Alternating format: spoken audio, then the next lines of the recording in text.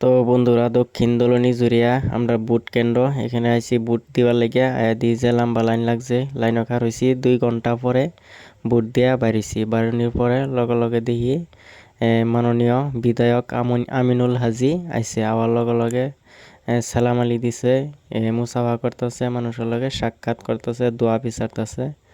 তো বহুত মানুষে কইতেছে ফটো ছটো মারবো এনো খারো এরা ফটো ছটো মারতাছে। তো কেডা পাস করে কেডা ফেল করে ঠিক জানি না, উপরওয়ালাই জানে। আর রেজাল্ট দিলে তারপরে কইতারাম কেডা পাস করে কেডা ফেল করে। তো দোয়া করবেন যেই পাস করে ফেল করে যাতে বালা করে কাম চাম করে।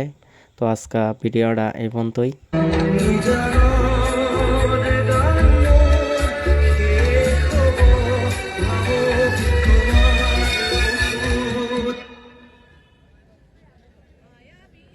মায়াবিনী রাতির